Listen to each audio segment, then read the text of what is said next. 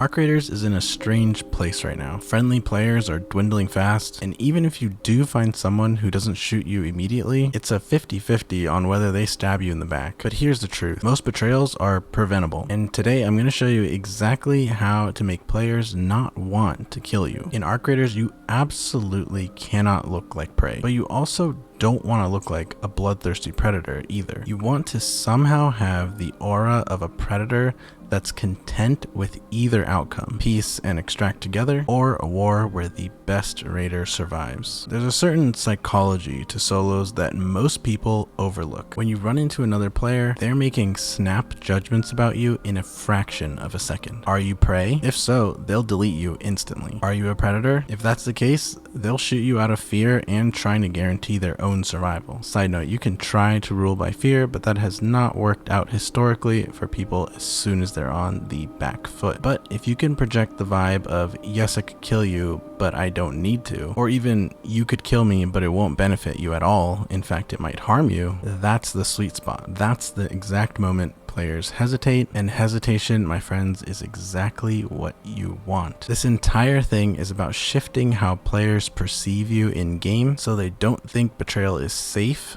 profitable, or worth the headache. Each of these reasons has its own nuances and isn't as simple as it looks at first glance, but if you understand them, you will vastly increase your chances of surviving solos. First things first, we need to eliminate the jump scare, and we'll do this with our voices. Open mic, or my personal favorite, toggle to talk, are probably the best ways to do this. I wouldn't do push talk because for me at least it's annoying having to hold the button down, and it will just make you not talk as much as you should. You want your presence known early, most of the time before you even know for sure that there's an enemy around. There's a shock factor in solos that causes a lot of friendly fire betrayals and panic shooting, but when someone hears a voice before they see your silhouette, they naturally ease up a bit. I'm sure some of you are wondering, what do you even say in all that time where you're on toggle to talk or open mic? I do a lot of things. Sometimes I'm talking to my friends in Discord about unrelated things. Sometimes I'm softly singing along to whatever song I'm listening to. Sometimes I just talk to myself about what's happening in the game. The key is to have some voice communication to the world every couple seconds to broadcast,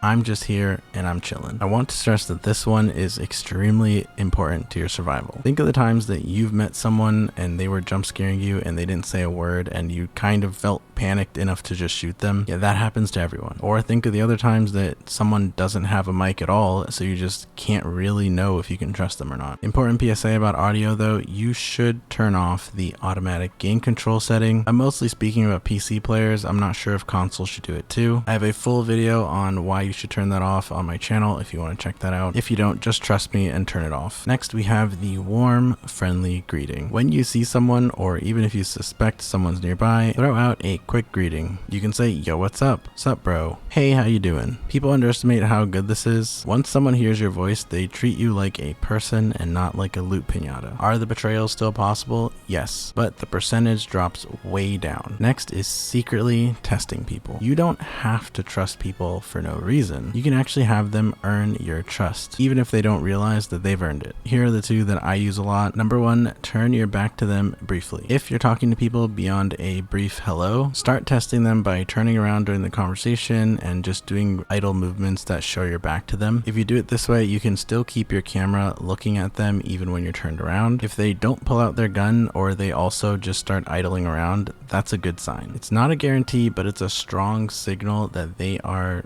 somewhat trustworthy. Number two is the loot tap test. This one can get a little bit complicated, but it requires you to loot in front of them in their vision for 1 or 2 seconds. Most people who are gonna ultimately betray you will try to do it when you're looting, and they'll be waiting for that moment. So if they don't pull out their gun or reposition in a weird way, all is good and they are a good noodle. If you guys have any secret tests that you do in solos, drop them in the comments because I would love to see what you guys are scheming in your matches. Next up is caring about your fellow raiders, or pretending to, whatever you want. Ask them why they're here. Ask them what quest they're on, if they're looking for any particular items. This sounds small, but it's actually tricking their brain into pairing you with their goals. You stop being the random on the map and you start being the person I just talked to about the cooling fans I need. It's extremely hard to betray someone right after they at least seem to genuinely care about why they're on this specific raid. Another big one is running around with shiny toys like the Jupiter, Aphelion, wolf packs, whatever. Every time you use these flashy energy weapons or someone hears the scattered wolf pack explosions destroy a Rocketeer, you are literally increasing the chances that people shoot you on sight. Obviously, you don't want to be prey and look super weak, but you also don't want to be a treasure chest that people can't help but try to open. In solos,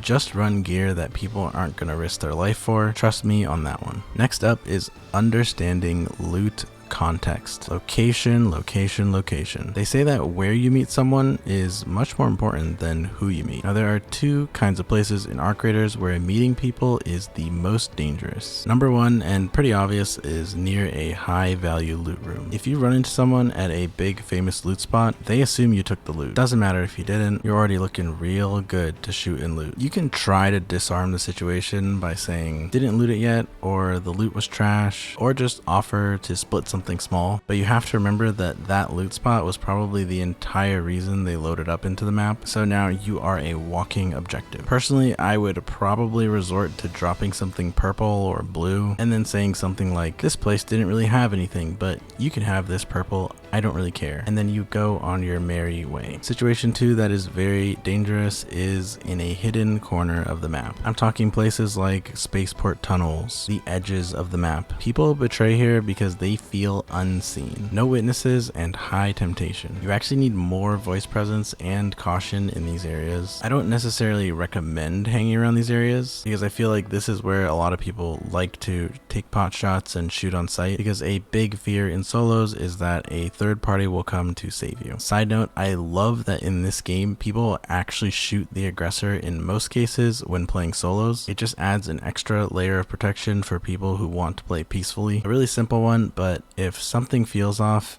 it usually is. Sometimes people just give you that sus vibe that you cannot ignore. In that situation, I would recommend getting out ASAP. Just ask them casually if they need anything specific. If they say no or give you more weird vibes, I would just say, alright man, good luck on your run, and then peace out. But here's the important part, you do not want to just run off and do normal things again. Slip around the corner, go into a bush or something, and just listen and wait. Position your camera properly and see if they creep towards you or try to follow you. And if they do, that's your answer. Light them up or just continue hiding and let them lose you. It's really up to you at that point. This next one, I promise it feels backward, but it is not. Extracts are actually one of the safest places for you to be friendly. When someone hits the extract button, they are immediately heightened and they're in a mini panic. They just want to get out. So if you walk up and you offer, yo, mind if I extract with you? 9 times out of 10, they're relieved and they'll say yes. And on the plus side, you're basically teammates now if someone else decides to aggress on the extraction. Of course, there is a tiny chance that it's a trap, but in solos, most of the time, that's not the case. I'm sure you guys have noticed this one, but some maps invite cooperation and other maps invite murder. Open maps like Dam, Spaceport, and Blue Gate, you pretty much get more cooperation, you have more visibility, and less jump scares. Buried City is kind of a hybrid where it depends on where you are in Buried City most of the time, whether you'll be hostile or